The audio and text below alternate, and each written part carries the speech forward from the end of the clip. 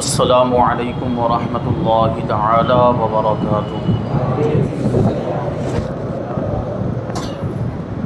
الحمد للہ رب العالمین والعاقبۃ للمتقین والصلاة والسلام علی سید الانبیاء والمرسلین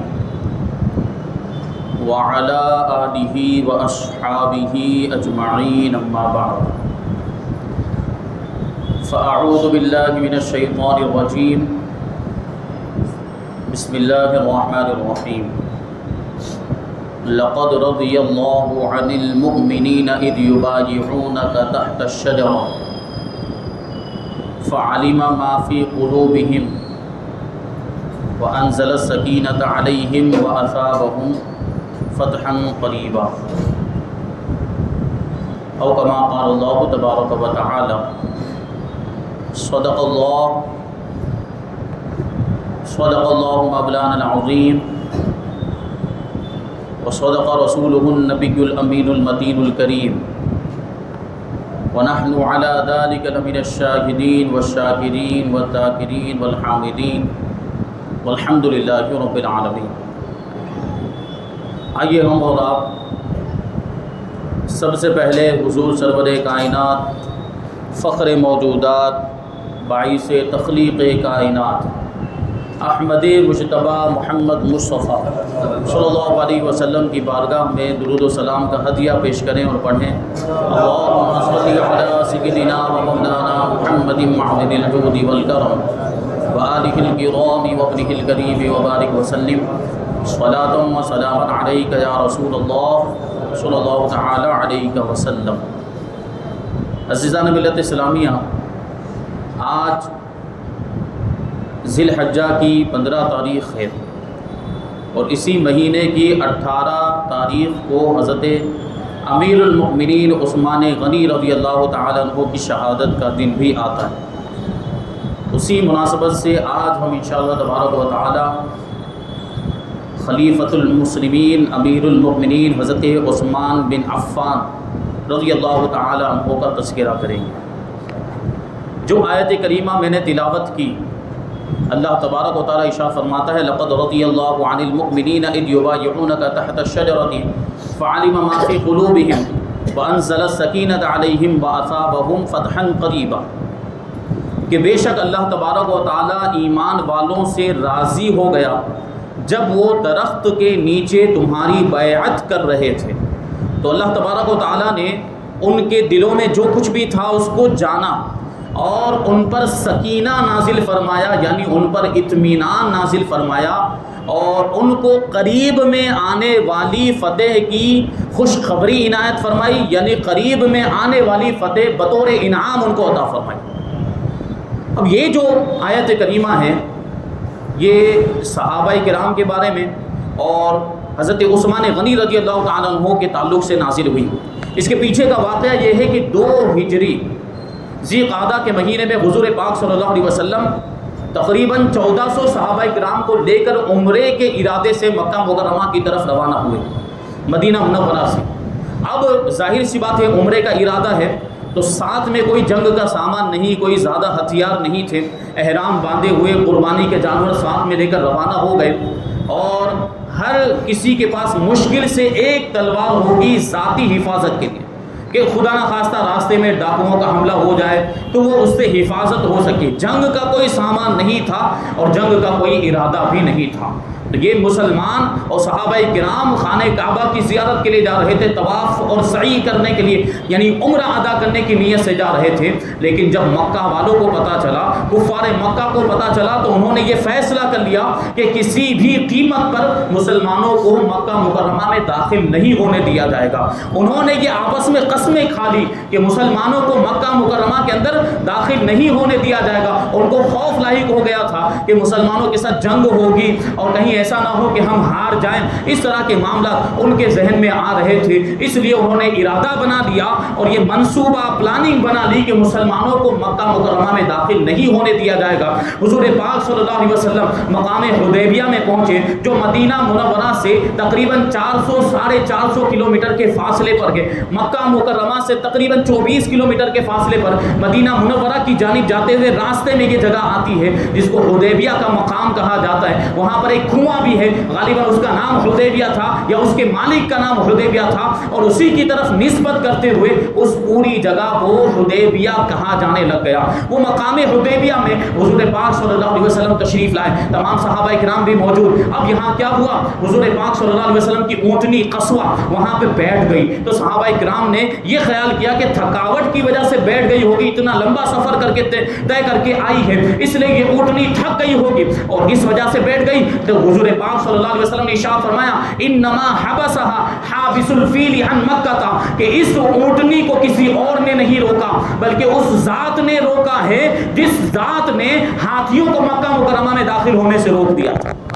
یہ اونٹنی اللہ کے حکم سے یہاں پر رکی ہے. اب اللہ کے رسول صلی اللہ علیہ وسلم نے صحابہ اکرام کو پڑاؤ ڈالنے کا حکم دیا، وہاں پر خیمے لگا دیے گئے. اب کفار کے درمیان اور مسلمانوں کے درمیان بات چیت کا سلسلہ شروع ہوا کہ کسی طریقے سے معاملے کو حل کیا جائے، اور کچھ لوگ ادھر سے آتے کچھ لوگ ادھر سے جاتے. گفتگو ہونے لگ گئی اور حضور پاک صلی اللہ علیہ وسلم نے بہت کوشش کی کہ کفار سمجھ جائیں کہ ہم جنگ کے ارادے سے نہیں آئے، اور بہت سارے وفود کا تبادلہ ہوتا رہا، لوگ آتے رہے جاتے رہے، لیکن کوئی نتیجہ نہیں نکل رہا تھا اور مسئلہ حل نہیں ہو رہا تھا. آخر کار حضور پاک صلی اللہ علیہ وسلم نے حضرت عثمان غنی رضی اللہ تعالیٰ عنہ کو حکم دیا کہ تم مکہ مکرمہ جاؤ اور کفار مکہ سے بات چیت کرو، ان کو سمجھانے کی کوشش کرو کہ ہم یہاں جنگ کے ارادے سے نہیں آئے، ہم تو عمرہ کرنے کے ارادے سے آئے. حضرت عثمان غنی رضی اللہ تعالیٰ عنہ حکم کی تعمیل کرتے ہوئے حکم کے مطابق مکہ مکرمہ پہنچے. وہاں مکہ والوں سے حضرت عثمان غنی رضی اللہ تعالیٰ عنہ نے ملاقات کی اور ان کو سمجھایا کہ ہم مکہ مکرمہ پر حملہ کرنے کے لیے نہیں آئے، مکہ پر قبضہ کرنے کی نیت سے نہیں آئے ہیں، ہم تو یہاں پر عمرہ کرنے کے ارادے سے آئے ہیں، لہٰذا طواف کرنے سے آپ مسلمانوں کو نہ روکو. تو جو مکہ والے تھے ان لوگوں نے حضرت عثمان کو صاف منع کر دیا کہ نہیں، مسلمانوں کو داخل ہونے نہیں دیا جائے گا. ہاں تم طواف کرنا چاہتے ہو تو تم طواف کر سکتے ہو، تم کو طواف کرنے کی اجازت ہے. حضرت عثمان غنی رضی اللہ تعالیٰ عنہ عاشق رسول ہے، عشق والا جواب دیتے ہیں ما کنت لیطوف بالبیت ورسول اللہ لم یطوف، کہ رسول پاک صلی اللہ علیہ وسلم نے ابھی تک خانہ کعبہ کا طواف نہیں کیا ہے تو میں کیسے خانہ کعبہ کا طواف کر سکتا ہوں؟ حضور کے بغیر میں خانہ کعبہ کا طواف کر ہی نہیں سکتا. اب حضرت عثمان نے مزید ان کو سمجھانے کی کوشش کی، دیکھو ہم احرام باندھ کر آئے ہیں، ہم قربانی کا جانور ساتھ میں لے کر آئے، ہمارے پاس جنگ کا ساز و سامان بھی نہیں ہے. اگر جنگ کے ارادے سے ہم آئے ہوتے تو اس بے سر و سامانی کے ساتھ آتے، جنگ کی تیاری کر کے آتے. حضرت عثمان نے ان کو یقین دلایا کہ ہم تو عمرہ کرنے کے لیے آئے ہیں، چند دنوں تک مکہ مکرمہ میں رکیں گے، عمرے کے جو ارکان ہیں طواف سعی وغیرہ کر کے ہم واپس لوٹ جائیں گے، ہم جو ہے کہ حملہ کرنے یا قبضہ کرنے کی نیت سے نہیں آئے. لیکن وہ اپنے ارادے پر ڈٹے رہے. کفار نے حضرت عثمان سے یہاں تک کہہ دیا کہ ہم نے تو قسم کھائی ہے کہ مسلمانوں کو مکہ مکرمہ میں داخل نہیں ہونے دیں گے، تو مسلمانوں کو ہرگز اس سال تو داخل نہیں ہونے دیا جائے گا، وہ اس سال تو واپس ہو جائیں، آئندہ سال کے بارے میں سوچا جائے گا، آئندہ سال کے بارے میں غور و فکر کیا جائے گا کہ آئندہ سال ان کو آنے کی اجازت ہے کہ نہیں ہے. چنانچہ یہ بات جو ہے کہ یہاں پر موقوف ہو گئی. لیکن ان لوگوں نے، مکہ والوں نے حضرت عثمان غنی رضی اللہ تعالیٰ عنہ کو اپنے پاس ہی روک لیا. جب تک یہ بات چیت کا سلسلہ جاری تھا حضرت عثمان غنی رضی اللہ تعالیٰ عنہ مکہ مکرمہ کے اندر ہی موجود تھے. اب ادھر صحابہ کرام نے حضور پاک صلی اللہ علیہ وسلم کی بارگاہ میں عرض کیا یا رسول اللہ عثمان کتنے خوش نصیب ہیں، وہ تو خانہ کعبہ کا طواف کر رہے ہوں گے، وہ تو حجر اسود کا بوسہ لے رہے ہوں گے، انہوں نے تو آب زمزم بھی پیا ہوگا اور صفا اور مروہ کے درمیان سعی کر کے انہوں نے حضرت حاجرہ رضی اللہ تعالی عنہا کی سنت بھی ادا کر لی ہوگی. اتنا سننا تھا کہ اللہ کے رسول صلی اللہ علیہ وسلم نے ارشاد فرمایا نہیں، ہرگز ایسا نہیں ہو سکتا، میرا عثمان میرے بغیر عمرہ ادا کر ہی نہیں سکتا. حضور پاک صلی اللہ علیہ وسلم نگاہ نبوت سے دیکھ رہے تھے کہ ان کا سچا عاشق وہاں کفار کو کیا جواب دے رہا ہے. حضرت عثمان نے جو مکہ مکرمہ میں کہا تھا وہی بات حضور پاک صلی اللہ علیہ وسلم نے اپنے صحابہ سے ارشاد فرمائی کہ عثمان ہمارے بغیر خانہ کعبہ کا طواف کر ہی نہیں سکتا ہے. یہ حضرت عثمان کے عشق کا تقاضا تھا. اب دوسری طرف کیا ہوا؟ تھوڑی دیر کے بعد یہ افواہ پھیل گئی کہ معاذ اللہ کفار نے، مکہ والوں نے حضرت عثمان کو شہید کر دیا، حضرت عثمان کو شہید کر دیا گیا۔ اب اللہ کے رسول صلی اللہ علیہ وسلم نے یہ اعلان کر دیا کہ ہم اب جب تک عثمان کے خون کا بدلہ نہیں لے لیں گے یہاں سے واپس نہیں لوٹیں گے، یہاں سے پلٹیں گے نہیں۔ اور حکم دے دیا کہ اب تمام صحابہ کرام اپنی جان قربان کرنے کے لیے حضور پاک صلی اللہ علیہ وسلم کے ہاتھ پر بیعت کریں، جانی ساری کے لیے، اپنی جان قربان کرنے کے لیے اور جان کی بازی لگانے کے لیے، سر دھڑ کی بازی لگانے کے لیے حضور کے ہاتھ پر بیعت کریں۔ حضور پاک صلی اللہ علیہ وسلم ایک درخت کے نیچے تشریف فرما ہو گئے اور صحابہ کرام جوق در جوق اور فوج کی شکل میں، جماعتوں کی شکل میں حضور پاک صلی اللہ علیہ وسلم کی بارگاہ میں حاضر ہونے لگے اور جان کی بازی لگانے پر، اپنی جان قربان کرنے پر حضور پاک صلی اللہ علیہ وسلم کے ہاتھ پر بیعت کرنے لگ گئے۔ اور یہ منظر کیسا تھا؟ غور کرنے کی بات ہے کہ مسلمان اپنے مرکز سے تقریباً 400-450 کلومیٹر کے فاصلے پر ہیں، یعنی مدینہ منورہ سے اتنے دور ہے۔ ان کا شہر جو جہاں پر مسلمانوں کا روپ تھا، ایک دبدبہ قوت بن چکی تھی، وہ مدینہ منورہ اتنی دور ہے اور صلح حدیبیہ کے میدان میں موجود ہیں جو مکہ مکرمہ سے قریب ہے، اور کوئی جنگ کا ساز و سامان بھی نہیں، ہتھیار بھی لے کر نہیں آئے تھے کیونکہ عمرے کے ارادے سے آئے تھے، کوئی تیاری کر کے نہیں آئے تھے۔ اور ایسا بھی نہیں تھا کہ آس پاس کے دیہات اور آس پاس کی بستیوں کے لوگ آ کر مسلمانوں کی مدد کریں گے، کوئی مدد کرنے کے لیے بھی تیار نہیں تھا۔ یہ بے سر و سامانی کا یہ عالم تھا۔ لیکن دوسری طرف دیکھیں تو کفار تو اپنے شہر کے اندر موجود تھے، ان کے پاس ساز و سامان کی کوئی کمی نہیں تھی، ان کے پاس ہتھیاروں کی کوئی کمی نہیں، وہ اپنی پوری تیاری کے ساتھ تھے۔ اور معاملہ یہ تھا کہ عرب کے دوسرے قبیلے بھی جو ان کے دوست تھے، جو ان کے حلیف تھے، وہ ان کی مدد کرنے کے لیے ہر وقت تیار رہتے کہ اگر وہ جنگ کرنے کا اعلان کر دیتے تو وہ قبیلے بھی ان کے ساتھ ہو جاتے اور مسلمانوں کے خلاف وہ میدان جنگ میں آ جاتے اور مسلمانوں پر حملہ کر دیتے۔ یہ صورتحال تھی، اس کے باوجود صحابہ اکرام کا جذبہ ایثار دیکھیں، قربانی کا جذبہ دیکھیں کہ اپنی جان قربان کرنے کے لیے حضور کے ہاتھ پر بیعت کر رہے ہیں اور جانثاری کا ثبوت دے رہے ہیں، وفاداری کا ثبوت دے رہے ہیں۔ یہ عاشقوں کی بات ہوتی ہے کہ عاشق کا معاملہ یہ ہوتا ہے بس وہ عشق کے تقاضوں کو پورا کرتا چلا جاتا ہے، وہ نتیجے کے بارے میں نہیں سوچتا ہے۔ یہ عاشق تھے، یہ عشاقان رسول ہیں، یہ صحابہ کرام ہیں، یہ نتیجے کی فکر کیے بغیر کہ نتیجہ کیا ہوگا، جنگ ہوگی تو جیتیں گے یا ہاریں گے، اس کے بارے میں کسی نے نہیں سوچا۔ بس حضور نے حکم دیا کہ جان قربان کرنے پر بیعت کرنی ہے تو سب بیعت کرنے لگ گئے۔ وہ منظر کو یاد کریں، یہ منظر کیسا سہانا ہوگا۔ صحابہ کرام حضور پاک صلی اللہ علیہ وسلم کے گرد جھرمٹ کی شکل میں موجود ہیں اور حضور پاک صلی اللہ علیہ وسلم کے دستے مبارک پر بیعت کیے جا رہے ہیں۔ اب یہ منظر آسمان نے بھی دیکھا ہوگا، زمین نے بھی دیکھا ہوگا، دیگر مخلوقات نے بھی دیکھا ہوگا، جو عالم بالا کی جو مخلوقات ہے، فرشتوں نے بھی تو اس منظر کو دیکھا ہوگا، فرشتوں کو بھی تو رشک آ گیا ہوگا یہ منظر دیکھنے کے بعد۔ اسی وجہ سے حضرت جبریل امین حضرت اللہ تبارک و تعالیٰ کا پیغام لے کر آ گئے اور صحابہ اکرام کو خوشخبری دیتے ہوئے حضرت جبریل نے حضور کی بارگاہ میں یہ آیت کریمہ پیش کی، لقد رضی اللہ عن المؤمنین اذ یبایعونک تحت الشجرۃ فعلم ما فی قلوبہم وانزل السکینۃ علیہم واصابہم فتحا قریبا، کہ بے شک اللہ تبارک و تعالیٰ ایمان والوں سے راضی ہو گیا جب وہ درخت کے نیچے آپ کے ہاتھ پر بیعت کر رہے ہیں اور ان کے دلوں کے خلوص کو اللہ تبارک و تعالیٰ نے جانا اور ان پر سکینہ اور اطمینان نازل فرما دیا کہ اتنے بے سر و سامانی کے عالم میں بھی وہ اپنی جان قربان کرنے کے لیے تیار ہو گئے۔ کیوں؟ کیونکہ اللہ تبارک و تعالیٰ نے ان پر سکینہ نازل فرمایا تھا اور اللہ تبارک و تعالیٰ نے ان کو بطور انعام قریب میں آنے والی فتح کی خوشخبری عطا فرمائی۔ یہ صحابہ کرام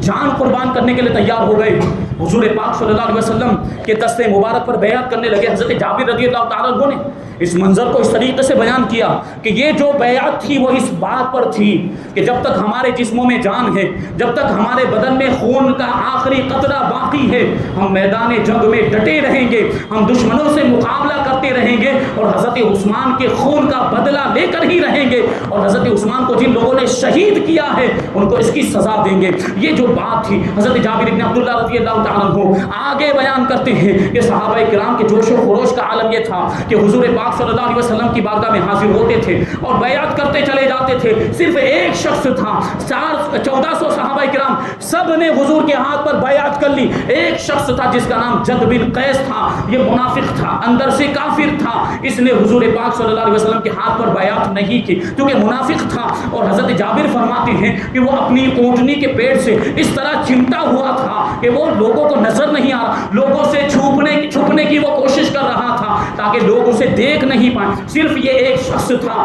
جس نے حضور کے ہاتھ پر بیعت نہیں کی. باقی سارے صحابہ کرام نے اپنی جان قربان کرنے اور سر دھڑ کی جنگ کرنے کے لیے اور سر دھڑ کی بازی لگا دینے کے لیے حضور پاک صلی اللہ علیہ وسلم کے دست مبارک پر بیعت کر لی. اب حضور پاک صلی اللہ علیہ وسلم لوگوں سے بیعت لے رہے ہیں، صحابہ کرام سے بیعت، ہاتھ میں ہاتھ لے کر حضور پاک صلی اللہ علیہ وسلم کا دائنا ہاتھ اور صحابہ کرام کا بھی ہاتھ، اس طرح حضور پاک صلی اللہ علیہ وسلم ہاتھ میں ہاتھ لے کر لوگوں سے وعدہ بھی لے رہے تھے. اب جب سب کی بیعت ہو گئی تو اللہ کے رسول صلی اللہ علیہ وسلم کا دائنا ہاتھ تو ایسے تھا ہی، حضور پاک صلی اللہ علیہ وسلم نے اپنا بایاں ہاتھ نکالا اور بائیں ہاتھ کو اپنے دائنے ہاتھ پر رکھ کر ارشاد فرماتے ہیں کہ یہ عثمان کا ہاتھ ہے، یہ میرا ہاتھ ہے اور میں عثمان کی بیعت لے رہا ہوں. عثمان غنی رضی اللہ تعالیٰ عنہ میدان حدیبیہ میں موجود نہیں، وہ تو مکہ مکرمہ کے اندر موجود ہے، لیکن اللہ کے رسول صلی اللہ علیہ وسلم اپنے دست مبارک کو عثمان کا دست مبارک فرما رہے ہیں. یہ کتنے بڑے نصیبے کی بات ہے، یہ کتنی بڑی سعادت کی بات ہے، یہ شرف کی بات ہے کہ حضور نے اپنے ہاتھ کو عثمان کا ہاتھ بتایا. اور یہ حضور پاک صلی اللہ علیہ وسلم کا مبارک ہاتھ یہ ایسا بے مثل و بے مثال ہے کہ اللہ تبارک و تعالیٰ نے اس ہاتھ کو اپنا دست قدرت بتایا. دوسری آیت کریمہ ہے کہ ان الذین یبایعونک انما یبایعون اللہ ید اللہ فوق ایدیہم فمن نکث فانما ینکث علی نفسہ ومن اوفی بما عاہد علیہ اللہ فسیؤتیہ اجرا عظیما. کہ بے شک جو آپ کے ہاتھ پر بیعت کر رہے ہیں وہ اللہ سے بیعت کر رہے ہیں اور اللہ کا دست قدرت ان کے ہاتھوں کے اوپر ہے، یعنی اللہ کی مدد ان کے شامل حال ہے. تو جو اس وعدے کو توڑے گا، جو اس بیعت کو توڑے گا تو اس کا وبال اس کے اوپر ہی ہوگا، اور جو اللہ سے کیے ہوئے وعدے کو پورا کرے گا تو اللہ تبارک و تعالیٰ اسے اجر عظیم عطا فرمائے گا. غور کرنے کی ضرورت ہے کہ اللہ تبارک و تعالیٰ نے یہ فرمایا کہ جو محبوب جو آپ کے ہاتھ پر بیعت کر رہے ہیں وہ اللہ سے بیعت کر رہے ہیں، اور حضور نے اپنے ہاتھ کو عثمان کا ہاتھ بتایا. گویا کہ حضرت عثمان غنی رضی اللہ تعالیٰ عنہ اللہ تبارک و تعالیٰ سے حضور کے واسطے سے خود بیعت کر رہے ہیں اور یہ عرض کر رہے ہیں کہ اے پروردگار عالم، تو نے ہم کو وجود بخشا، تو ہم کو عدم سے وجود میں لایا، تو نے ہمیں پیدا کیا، ہم تیرے ہاتھ دست قدرت پر بیعت کرتے ہیں. اے پروردگار عالم، ہم جان قربان کر دیں گے، تیری راہ میں اپنا سب کچھ قربان کرنے کے لیے تیار. یہ وفاداری کا ثبوت دیا تھا، یہ جانشواری کا ثبوت دیا تھا صحابہ کرام نے، اور اس انداز میں حضرت عثمان غنی رضی اللہ تعالیٰ عنہ کی بیعت حضور پاک صلی اللہ علیہ وسلم نے لی. اب کیا ہوا، یہ ادھر سے حضور پاک صلی اللہ علیہ وسلم کی طرف جو ہے کہ مکہ مکرمہ کی طرف سے ابھی تک کوئی خبر نہیں آئی تھی، لیکن حضور پاک صلی اللہ علیہ وسلم نے جو حضرت عثمان غنی رضی اللہ تعالیٰ عنہ کی بیعت لی، ایک تو دیکھیں اس پہ وفاداری اور دیانت داری، ایمانداری کا بھی ثبوت ملتا ہے کہ حضرت عثمان غنی رضی اللہ تعالیٰ عنہ حضور کے کیسے عاشق اور حضور کے کیسے وفادار تھے کہ حضور کے بغیر طواف کرنا انہوں نے گوارا نہیں کیا. اور دوسری طرف حضور پاک صلی اللہ علیہ وسلم کے علم غیب کا بھی پتہ چلتا ہے. حضور نے حضرت عثمان کا اپنے ہاتھ کو حضرت عثمان کا ہاتھ بتایا اور حضرت عثمان کی بھی بیعت لی. اس کا مطلب یہ ہے کہ حضرت عثمان غنی رضی اللہ تعالیٰ عنہ شہید نہیں ہوئے بلکہ وہ زندہ ہیں، کیونکہ بیعت کس کی لی جاتی ہے؟ زندہ لوگوں کی بیعت لی جاتی ہے. جو شہید ہو گئے ہوں ان کی بیعت نہیں لی جاتی. اس میں اشارہ تھا اس بات کی طرف کہ عثمان غنی رضی اللہ تعالیٰ عنہ زندہ ہے. بہرحال ایک لمبا واقعہ ہے، اس کی بڑی تفصیل سیرت مصطفیٰ کے درس کے اندر پوری تفصیل بیان کر دی گئی کہ بعد میں کیا واقعات پیش آئے اور حدیبیہ کے بعد. بس یہاں پہ بتانا یہ مقصد ہے کہ حضرت عثمان غنی رضی اللہ تعالیٰ عنہ کی حضور پاک صلی اللہ علیہ وسلم سے محبت کیسی تھی اور کیسا تعلق تھا، کیسے وفادار تھے اور کیسے جانثار، کیسے عاشق رسول تھے حضرت عثمان غنی رضی اللہ تعالیٰ عنہ. یہی وجہ ہے کہ حضرت عثمان غنی رضی اللہ تعالیٰ عنہ حضور سے ایسی محبت فرماتے تھے. اللہ تبارک و تعالیٰ نے آپ کو مال و دولت بھی عطا فرمایا، بڑے سخی تھے، بڑے تاجر تھے، اور آپ جو ہے کہ بڑے سخاوت میں بھی بہت زیادہ مشہور تھے، اور اسلام لانے سے پہلے بھی زمانے جاہلیت میں بھی آپ سخاوت کیا کرتے تھے. حضور پاک سے ایسی محبت تھی کہ حضور کی بارگاہ میں تحفے پیش کیا کرتے. حضرت عثمان غنی رضی اللہ تعالیٰ عنہ حضرت حضور پاک صلی اللہ علیہ وسلم سے کیسا تعلق، رشتہ داری بھی دیکھیں. حضرت عثمان کا نسب نامہ بیان کیا گیا، عثمان بن عفان بن ابی العاص بن امیہ بن عبد شمس بن عبد مناف. یہ عبد مناف پر جا کر حضرت عثمان غنی رضی اللہ تعالیٰ عنہ کا خاندانی نسب حضور پاک صلی اللہ علیہ وسلم کے نسب سے جا کر مل جاتا ہے. یہ رشتہ داری اور والدہ کی طرف سے یہ رشتہ داری ہے کہ حضور پاک صلی اللہ علیہ وسلم کی پھوپھی ذات بہن یہ حضرت عثمان غنی رضی اللہ تعالیٰ عنہ کی والدہ ہیں. یہ اس طرح سے حضور پاک صلی اللہ علیہ وسلم سے آپ کا تعلق ہے. آپ جو ہے کہ واقعہ فیل جو ہاتھیوں والا واقعہ پیش آیا تھا اس واقعے کے 6 سال مکہ مکرمہ کے اندر پیدا ہوئے اور حضور پاک صلی اللہ علیہ وسلم سے ایسی نسبت اور ایسا تعلق کہ حضور پاک صلی اللہ علیہ وسلم نے یکے بعد دیگر اپنی 2 صاحبزادیوں کا نکاح حضرت عثمان غنی رضی اللہ تعالیٰ عنہ سے کر دیا. اسی وجہ سے حضرت عثمان کو ذوالنورین کہا جاتا ہے, 2 نور والا, کہ حضور پاک صلی اللہ علیہ وسلم خود بھی نور ہیں, آپ کی اولاد بھی نور ہے, اور وہ 2 نور حضرت عثمان کو نصیب ہوئے. اور کتابوں میں آیا ہے, روایتوں میں بیان کیا گیا کہ پوری کائنات کے اندر یہ حضرت عثمان غنی رضی اللہ تعالیٰ عنہ کی خصوصیت ہے کہ آپ کے نکاح میں نبی کی 2 بیٹیاں آئیں. پوری کائنات کے اندر کسی کو یہ خصوصیت نہیں ملی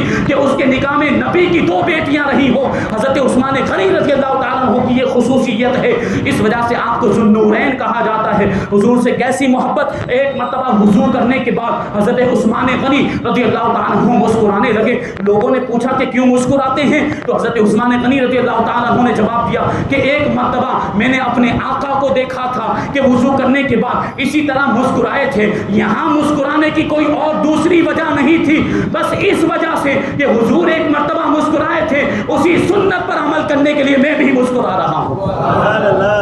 یہ سنت پر عمل کرنے کا جذبہ, سوچیں کیسی محبت اور کیسا تعلق ہوگا حضرت عثمان غنی رضی اللہ تعالیٰ عنہ کا حضور پاک صلی اللہ علیہ وسلم سے. یہ 39 جو صحابہ کرام تھے جن کو سابقین اولین کہا جاتا ہے, سب سے پہلے ایمان لانے والے جو صحابہ کرام جن کا مقام و مرتبہ قرآن کے اندر ان کی فضیلتیں بیان کی گئی اور جن کو اللہ تبارک و تعالیٰ کی خوشنودی اور رضامندی کا نسخہ سنایا گیا, ان 39 لوگوں میں حضرت عثمان غنی رضی اللہ تعالیٰ عنہ بھی شامل ہیں. حضرت ابوبکر صدیق رضی اللہ تعالیٰ عنہ کی دعوت پر آپ مسلمان ہوئے 39 مسلمانوں میں, اور پھر یہ 40 کا عدد حضرت فاروق اعظم رضی اللہ تعالیٰ عنہ کے ذریعے سے مکمل ہوا تھا. یہ حضرت عثمان غنی رضی اللہ تعالیٰ عنہ خشیت الہی کا یہ عالم تھا کہ اکثر و بیشتر خوف الہی کی وجہ سے رویا کرتے تھے, آنسو بہایا کرتے, اور جب قبرستان سے گزرتے تھے تو اتنا روتے تھے, اتنے آنسو بہاتے تھے کہ آپ کی داڑھی مبارک آنسوؤں سے تر ہو جایا کرتی تھی. یہ خوف الہی کا عالم. اور سخاوت کے بارے میں تو ایک واقعہ میں نے پچھلے سال بیان کیا تھا اسی موقع پر,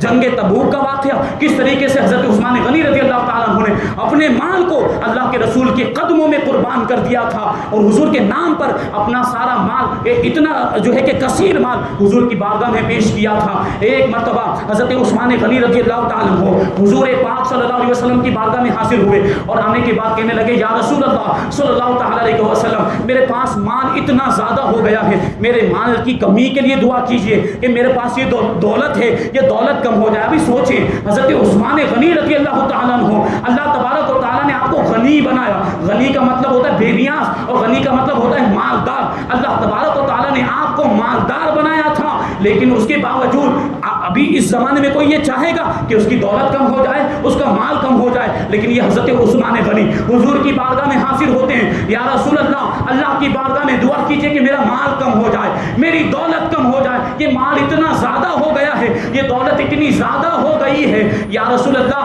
تبارک و تعالیٰ کی اطاعت میں کمی آنے لگ گئی, اللہ تعالیٰ کی اطاعت میں خلل واقع ہونے لگ گیا ہے اس مال کی وجہ سے. ابھی اللہ کے رسول صلی اللہ علیہ وسلم ہاتھ اٹھا کر حضرت عثمان کے مال میں کمی کی دعا کرنا ہی چاہتے تھے کہ دوسری جانب سے حضرت جبرائیل آئے اور آنے کے بعد عرض کرنے لگے, یا رسول اللہ صلی اللہ تعالیٰ علیہ وسلم, عثمان کے مال میں کمی کی دعا نہ کرنا, کیونکہ اللہ تبارک و تعالیٰ فرماتا ہے کہ ہم عثمان کے مال میں برکت عطا فرما دیتے ہیں جب وہ اللہ کی راہ میں خرچ کرتا ہے. جب بھی وہ ہماری راہ میں مال خرچ کرتا ہے تو ہم اس کے مال میں اور اضافہ فرما دیا کرتے ہیں. تو اللہ کی راہ میں مال خرچ کرنے سے کم نہیں ہوتا بلکہ اس میں اور اضافہ ہوتا ہے. جو اصحاب ثروت بیٹھے ہیں, جو مالدار لوگ بیٹھے ہیں, ان کو غور کرنا چاہیے کہ اللہ کی راہ میں مال خرچ کریں, کنجوسی نہ کریں. اگر ہم اللہ کی راہ میں مال خرچ کریں گے تو اللہ ہمیں اور برکت عطا فرمائے گا. یہ بات ذہن میں رکھنے کی حضرت عثمان غنی رضی اللہ تعالیٰ عنہ حضور کے زمانے میں تو سخاوت کرتے رہے،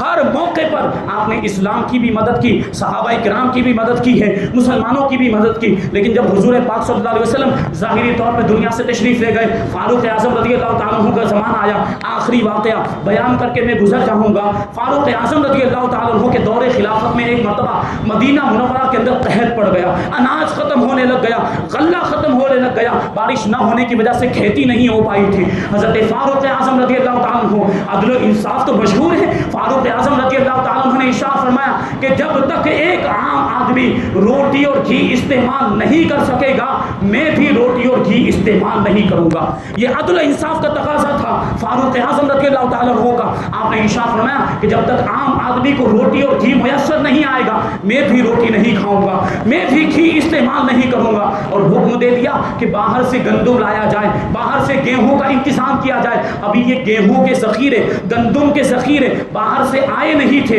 بیت المال تک پہنچے نہیں تھے کہ حضرت عثمان غنی رضی اللہ تعالیٰ عنہ کے سامان تجارت میں گندم سے لگے ہوئے اونٹ مدینہ منورہ پہنچ گئے۔ حضرت فاروق اعظم کو پتہ چلا، اپنے خاص غلام کو بھیجا، جاؤ عثمان کے پاس اور عثمان سے جا کر کہو کہ جو بھی گندم تمہارے سامان تجارت میں آئے، جو بھی گیہوں آئے ہیں، اسے بیت المال کے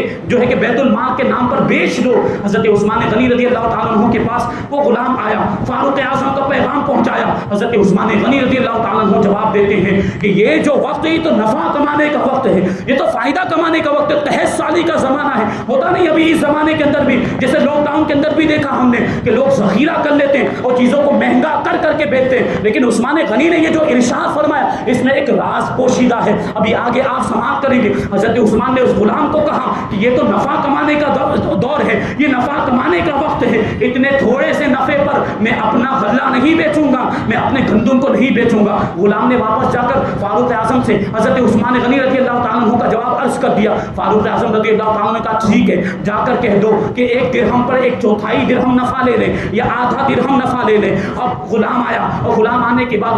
نے آنے کے بعد حضرت عثمان غنی رضی اللہ تعالیٰ عنہ کو فاروق اعظم کا پیغام سنایا کہ حضرت فاروق اعظم کہتے ہیں کہ ٹھیک ہے، 1 درہم پر آپ جو ہے کہ 1/4 درہم نفع لے لیجئے یا آدھا درہم نفع لے لیجئے۔ عثمان غنی رضی اللہ تعالیٰ عنہ نے پھر وہی جواب دیا کہ اتنے کم نفع پر میں اپنا اناج بیچنے والا نہیں ہوں، اتنے کم نفع پر میں اپنے گیہوں کا سودا نہیں کروں گا، یہ تو نفع کمانے کا زمانہ ہے، یہ تو فائدہ حاصل کرنے کا وقت ہے۔ اب یہ غلام حضرت فاروق اعظم کے پاس پہنچا اور حضرت عثمان غنی رضی اللہ تعالیٰ عنہ کا جواب اس نے سنایا تو حضرت فاروق اعظم رضی اللہ تعالیٰ عنہ تعجب کرتے ہوئے ارشاد فرماتے ہیں کہ کیا یہ وہی عثمان ہے جو رسول پاک صلی اللہ علیہ وسلم کے زمانے میں تو بڑی سخاوت کیا کرتا تھا، بہت بڑا سخی تھا اور وہ اپنا مال درہم و دینار کو پانی کی طرح اللہ کی راہ میں بہا دیا کرتا تھا، اور آج وہ اتنا کنجوس ہو گیا کہ آدھا درہم نفع لینے کے لیے بھی تیار نہیں اور اس سے زیادہ نفع لینا چاہتا ہے۔ فاروق اعظم رضی اللہ تعالیٰ عنہ نے فرما دیا کہ ہرگز نہیں ہو سکتا، میں اس سے زیادہ نفع نہیں دے سکتا کیونکہ یہ غبن فاحش ہے، یہ بہت بڑا دھوکہ ہے، آدھے درہم سے زیادہ 1 درہم پر میں نفع نہیں دے سکتا۔ حضرت فاروق اعظم رضی اللہ تعالیٰ عنہ نے ادھر یہ بات ارشاد فرمائی، دوسری طرف تھوڑی دیر کے بعد ایک منادی آواز دے رہا تھا، فاروق اعظم رضی اللہ تعالیٰ عنہ نے سنا، ایک اعلان کرنے والا اعلان کر رہا تھا گلی کوچوں کے اندر، اور وہ یہ کہتا ہوا جا رہا تھا کہ جسے بھی گندم کی ضرورت ہو، جسے بھی گیہوں کی ضرورت ہو، وہ عثمان کے گھر جائے اور مفت میں گیہوں لے کر آ جائے، مفت میں گیہوں لے کر آ جائے، درہم و دینار دینے کی ضرورت نہیں، قیمت ادا کرنے کی ضرورت نہیں، جسے بھی گیہوں کی ضرورت ہو، جسے بھی گندم کی ضرورت ہو، وہ عثمان کے گھر سے جا کر لے لے۔ اب فاروق اعظم کو تعجب ہوا، فاروق اعظم تعجب کرتے ہوئے حیرانگی کے عالم میں حضرت عثمان غنی رضی اللہ تعالیٰ عنہ کے پاس پہنچے اور پہنچنے کے بعد کہنے لگے کہ ابھی تھوڑی دیر تو پہلے آدھے درہم کے نفع پر بھی تم گندم کو بیچنے کے لیے تیار نہیں تھے اور ابھی فری میں تقسیم کر رہے ہو، کیا معاملہ ہے؟ حضرت عثمان غنی رضی اللہ تعالیٰ عنہ نے فرمایا کیا میں نے یہ نہیں کہا تھا کہ یہ تو نفع کمانے کا زمانہ ہے، یہ تو فائدہ اٹھانے کا زمانہ ہے؟ فاروق اعظم رضی اللہ تعالیٰ عنہ نے ہاں میں جواب دیا کہ ہاں آپ نے یہ کہا تھا۔ حضرت عثمان غنی رضی اللہ تعالیٰ عنہ جواب دیتے ہیں کہ میں نے اس ذات سے سودا کر لیا ہے جو ایک کے بدلے میں 700 گنا عطا فرماتا ہے، اور 700 گنا ہی نہیں بلکہ بے حساب عطا فرماتا ہے۔ میں نے اپنے پروردگار سے سودا کیا ہے، یہ اللہ کی راہ میں یہ مفت میں تقسیم کر رہا ہوں، میں نے اپنے پروردگار سے تجارت کی ہے۔ یہ حضرت عثمان غنی رضی اللہ تعالیٰ عنہ کی سخاوت کا عالم. دعا کرتے ہیں کہ اللہ تبارک و تعالیٰ ہمیں حضرت عثمان غنی رضی اللہ تعالیٰ عنہ کی سخاوت کا جذبہ عطا فرمائے, ایثار و قربانی کا جذبہ عطا فرمائے. صحابہ کرام کی طرح ہمیں بھی حضور پاک صلی اللہ علیہ وسلم کے نام پر اور اسلام کے نام پر اپنا سب کچھ قربان کرنے کی توفیق عطا فرمائے. وما علینا الا البلاغ.